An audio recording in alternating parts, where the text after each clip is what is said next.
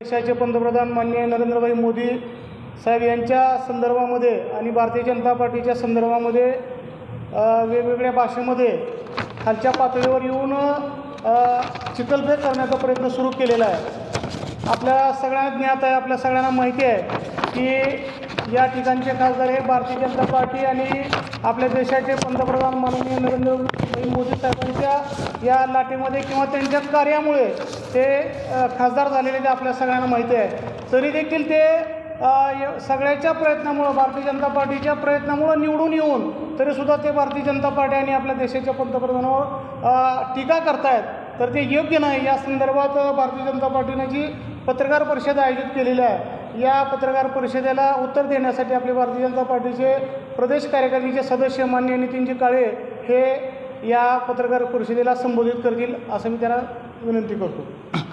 नमस्कार, सर्वांचं स्वागत आहे। आजच्या माझ्या या पत्रकार परिषदेसाठी माझ्यासोबत उपस्थित असलेले रामदास कोळगेजी, नेताजी आबा पाटील, प्रमोद पाटील। आता रामदासजींनी सांगितलं की मागील 2 दिवसापासून धाराशिवचे खासदार ओमप्रकाश राजेनिंबाळकर आणि त्यांचे पदाधिकारी उलटसुलट भ्रम निर्माण करायचा प्रयत्न करत आहेत। मागच्या 4 दिवसापूर्वी महायुतीचा मेळावा झाला आणि त्या महायुतीच्या मेळाव्याला प्रचंड प्रतिसाद धाराशिव जिल्ह्यातील जनतेनं दिला, कार्यकर्त्यांनी दिला, पदाधिकाऱ्यांनी दिला। एक प्रकारचं मनोमिलन महायुतीच्या सर्व घटक पक्षाचं झालेलं पाहून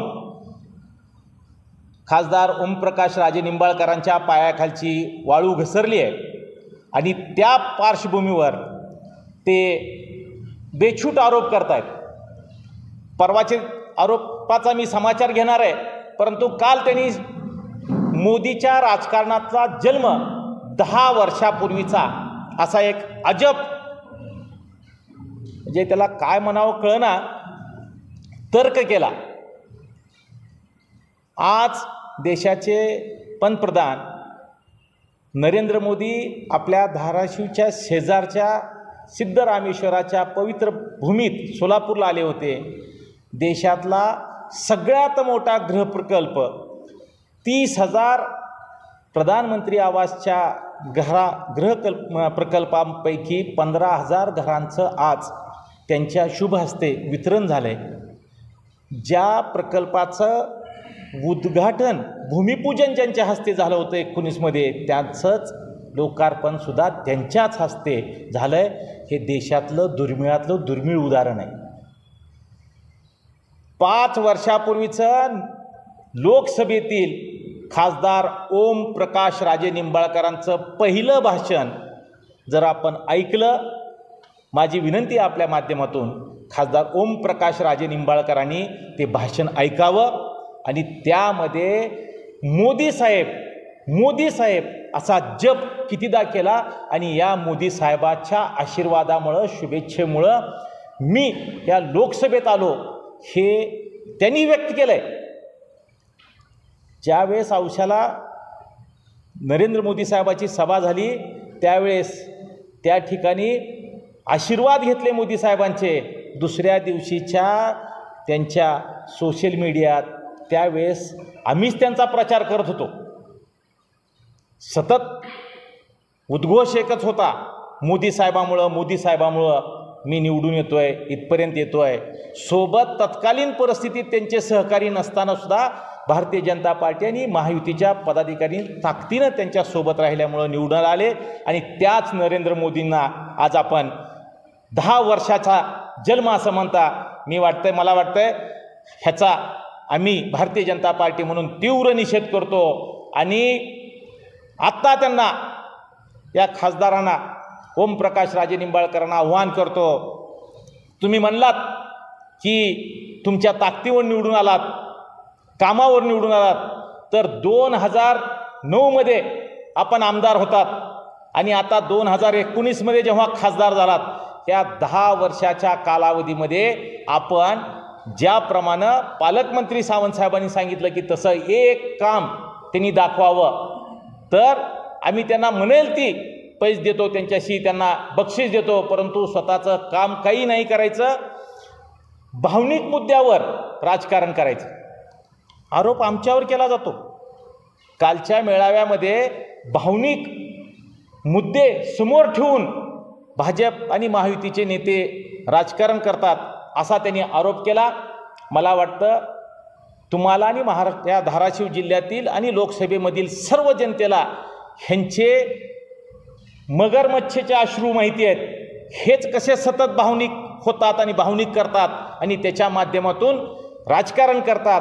मला वाटतं की ओमप्रकाश राजे निंबाळकरांनी असे बेछूट आरोप आमच्यावर करू नयेत.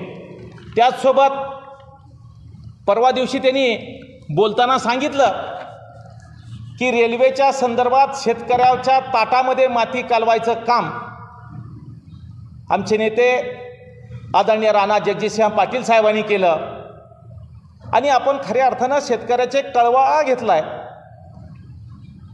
त्यांच्या हितासाठी काम करतो असं ढोंग ह्या खासदार ओमप्रकाश राजे निंबाळकरांनी केलं आहे.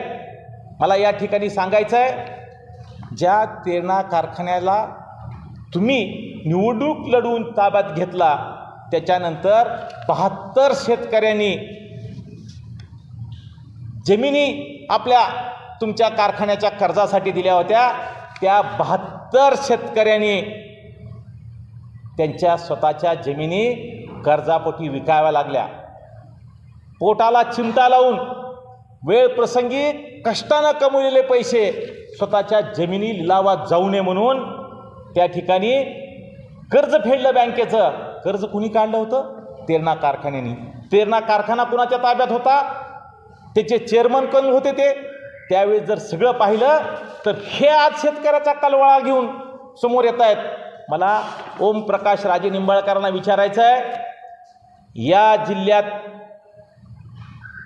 तुमचा म्हणून असणारा, तुमच्या पक्षाचा, तुमचा खंदा कार्यकर्ता असणारा शेतकरी तुम्हाला जमीन त्या कर्जापोटी देतो, कर्ज कारखान्याला देतो, त्याच्या लिलावाच्या उद्वेगानं आत्महत्या करतो, त्याच्या चिठ्ठीमध्ये तुमचं नाव लिहून आत्महत्या करतो आणि तुम्ही आज आम्हाला शेतकऱ्याचा कळवाळा दाखवल्यासारखं सांगता. आम्हाला सांगता शेतकऱ्यांना शेतकऱ्याच्या ताटात माती कालवतात. शेतकऱ्याच्या ताटात माती कालवायचं पाप जरी कोणी केलं असेल तर 400 कोटी रुपयापेक्षा जास्त तेरणा कारखान्यात जे उत्पादन होतं ते उत्पादन कुठं गेलं आणि शेतकऱ्याच्या कष्टाचा घामाचा तेरणा कारखाना इतक्या वर्ष का बंद पाळावा लागला ह्याचा अगोदर ओमप्रकाश राजे निंबाळकरांनी आम्हाला जबाब दिला पाहिजे. त्याचसोबत शेतकऱ्याच्या तोंडातला घास आणि शेतकऱ्याच्या चुलीत पाणी ओतण्याचं काम यांनी केलं आहे. पुतना मावशीसारखं प्रेम आणि मगरमच्छचे अश्रू आज ओमप्रकाश राजे निंबाळकर दाखवत आहेत. खरंच तसं पाहिलं तर रेल्वेच्या संदर्भात तुम्ही पाहिलं असेल की जेव्हा अवॉर्ड जाहीर केलं जातं त्यावेळेस तत्कालीन त्या ठिकाणच्या जे गव्हर्नमेंटचे रेडी रेकनर आहेत आणि त्या भागात जे जमिनीचे व्यवहार झाले आहेत याच्या आधारावर दर ठरले जात असतात. कुठलाही माणूस, कुठलाही लोकप्रतिनिधी असं कधीच सांगणार नाही की सर्वसामान्य शेतकऱ्याच्या ताटात माती कालवा.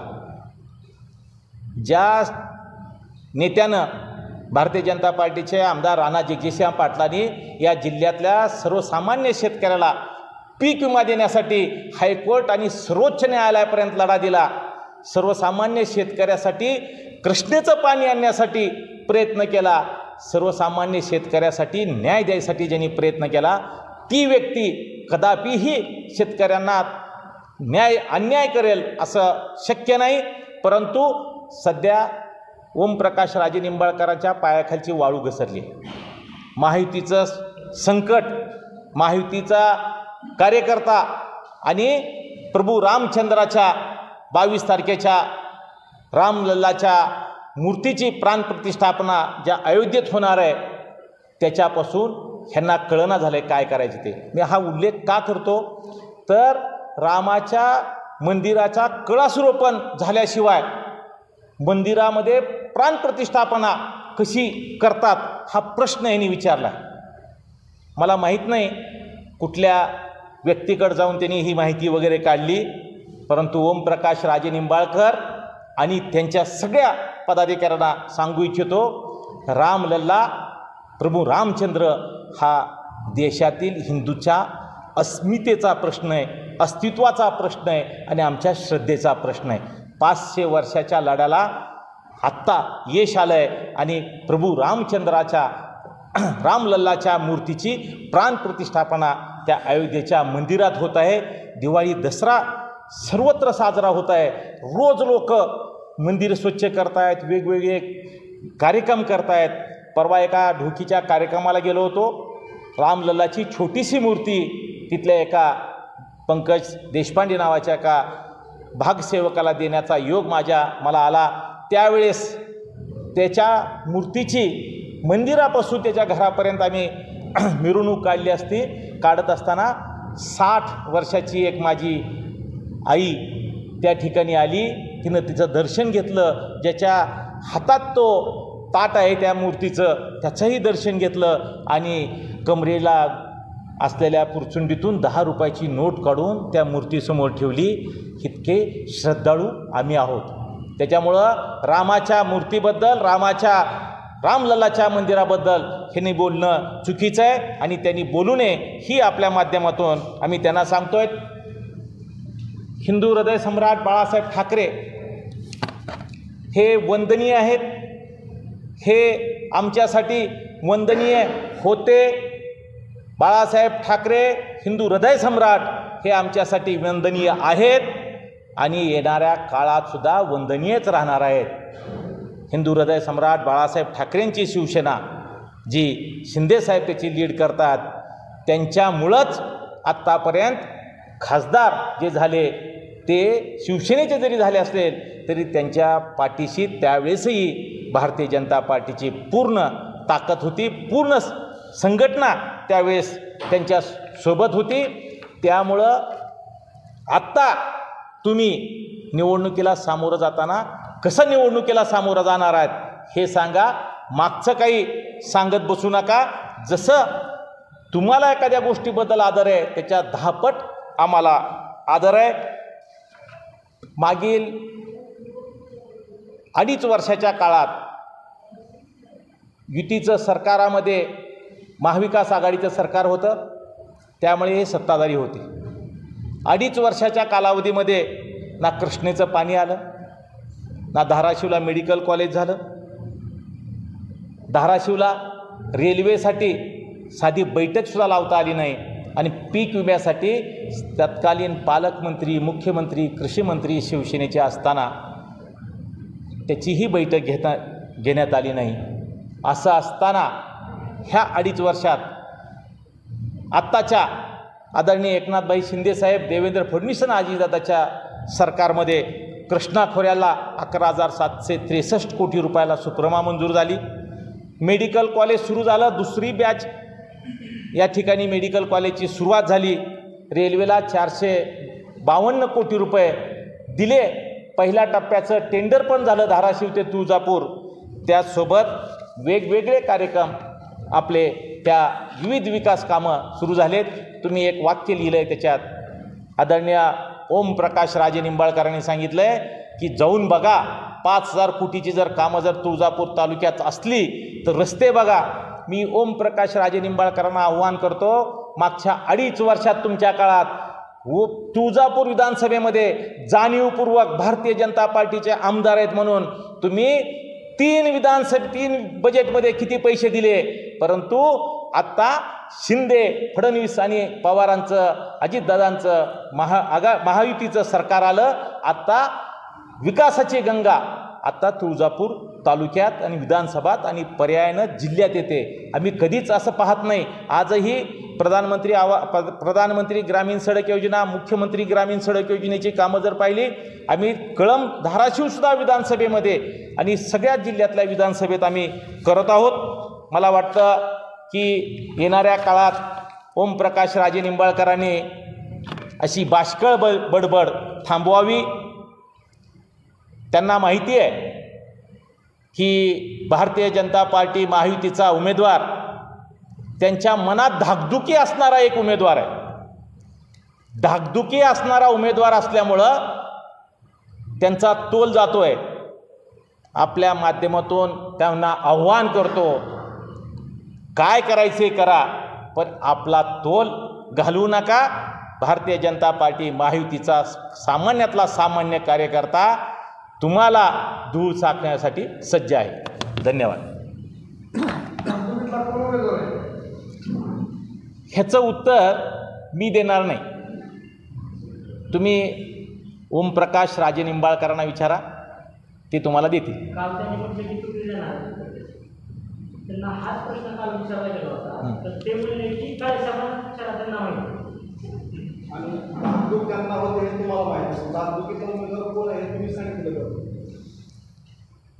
योग्य वेळी भारतीय जनता पार्टी महायुतीची एक पद्धत आहे की सर्वे बाकीच्या गोष्टीच्या अनुषंगानं केंद्रीय पार्लिमेंट ब्युरो त्यासाठी इलेक्शन जाहीर झाल्यावर नक्की ते सांगेल. मला तसा अधिकार नाही, परंतु त्यांना माहिती आहे, आम्हा दोघालाही माहिती आहे, पण मी त्यांना तुम्हाला असं व्यक्त करू शकणार नाही.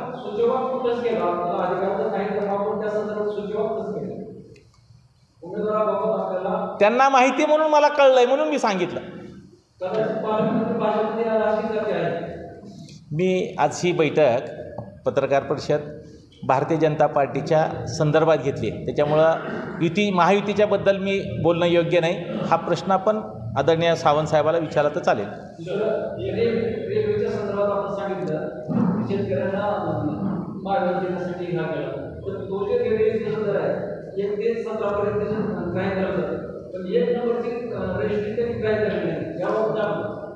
आपण एक जानेवारी 2024 फायनल अवॉर्ड त्या फायनल अवॉर्डमध्ये असं नमूद केलं सरासरी काढली आपण प्रत्येक केलेल्या जमिनीची संपादन केलं. त्याच्यामध्ये सरासरी 40 आणि त्याच्यामध्ये सोनसेवांनी सांगितल्याप्रमाणे की जे पहिले जे 5 व्यवहार आहेत जे टॉपचे ते जोडून त्यांची सरासरी काढून दर ठरवून 5 होतं रेडी एकरची. मग त्या अनुषंगाने जी पहिली जी 1 आणि 2ची जी टॉपचे व्यवहार आहेत ते त्यांनी 20 केलेले आहेत आणि त्याचे 3 ते 5 पर्यंतचे जे व्यवहार आहेत 7 पर्यंतचे व्यवहार आहेत ते जोडून त्याच्यावर त्यांनी सरासरी काढून त्यांनी दर ठरवलेला आहे. ही बाब मान्य करत नाही का? सर्वसामान्य शेतकऱ्याला अन्याय होणार नाही यासाठी आपण प्रशासनाला कळवलं आहे. देवरा साहेबाकडे आम्ही त्याच्या संदर्भात बोलणं केलं आहे. सर्वसामान्य शेतकऱ्यावर अन्याय न होण्यासाठी आपण एक वकिलाची टीम पण तयार केली आहे. आदरणीय राणा जगजितसिंह पाटलाच्या माध्यमातून पूर्ण ताकदीनिशी शेतकऱ्यांना न्याय आणि योग्य दर देण्यासाठी आम्ही प्रयत्न करणार आहोत. सगळ्या महाराष्ट्रामध्ये आपण थेट खरेदीद्वारे खरेदीसाठी जमीन घेतलेली आहे.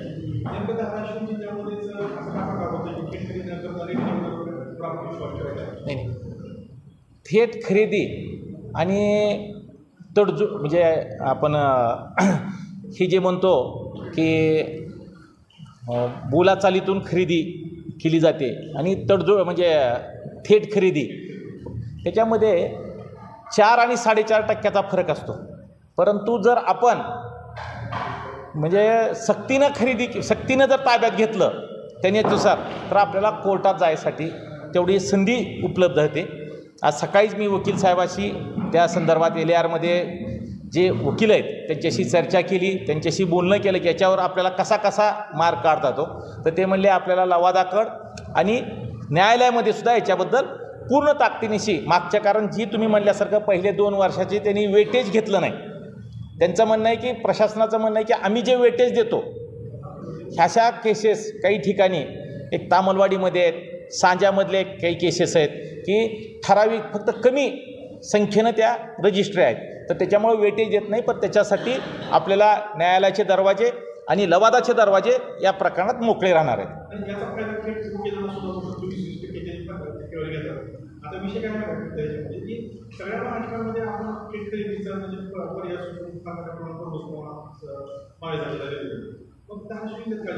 नाही, या संदर्भात आपण माननीय मुख्यमंत्री, महाराष्ट्राचे उपमुख्यमंत्री आणि अजितदादा या तिघांनाही दादा 2 दिवसात भेटलेत आणि अजूनही आम्ही त्यांच्याकडं ह्याच्या संदर्भात पुढच्या दृष्टीनं काय पाठपुरावा करता येईल ते करतोय.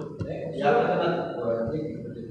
प्रकरणामध्ये आतापर्यंत असं आपण बघत आलो की खरेदी विक्री झाल्यानंतर एक ऑर्गनायझेशनचा नेमला आणि त्याला जर 1-2 महिन्याची जर मुदत मिळाली तर बरेच प्रकरण की जिल्हाधिकाऱ्यांना अधिकारासाठी दिलेले ऑर्गनायझेशनच्या नेमणुकी प्रत्येक जिल्ह्याच्या जिल्हाधिकाऱ्यांना होते या प्रकरणात. जर तशी जर मागणी केली ऑर्गनायझेशनची तर वकिलात मार्ग तोडला जाण्याची सुद्धा प्रक्रिया 50% घेऊ. ठीक, हे जे आर्बिट्रेटरच्या बद्दल मी जरा डिटेल माहिती घेऊन जर तसंच प्रोव्हिजन असलं LARमध्ये तर 100% तसं आपण करू. साहेब आता नेमबाजून मला असे म्हणाले की या निवडणुकीमध्ये लोकसभा मतदारसंघ धाराशिव आहे त्यातली जनता माझ्याबरोबर आहे ती जनता माझ्या निवडून काय वाटतं? हे आता स्पष्टच केलं ना. असा प्रश्न आहे की त्यांचं मत असं आहे की 2003-04 साली काय मोदी होते का त्यावेळेस शेतकरी खासदार झाले नाहीत का? भारतीय जनता पार्टी त्यावेळेसही शिवसेनेसोबत होती. युतीचा उमेदवार असल्यामुळं सातत्यानं आम्ही त्यांच्यासोबत राहून इलेक्शन लढवत होतो. त्यामुळं भारतीय जनता पार्टी सोबत असल्यामुळं ते निवडून येत होते. आत्ता ते जसं म्हणले जनता सोबत आहे, जनता ही खऱ्याच्या सोबत असते, जनता ही काम करणाऱ्याच्या सोबत असते. त्याच्यामुळं जनता कोण किती पाण्यात आहे हे स्पष्ट करेल ना. शिवसेनेच्याच खांद्यावर बसून भाजप आली. कोणत्या शिवसेनेच्या? शिवसेनेच्याच खांद्यावर भाजप. आजही शिवसेना आणि भारतीय जनता पार्टी एकच आहे ना. कोण नाही म्हणलं, सोबतच होतं आम्ही.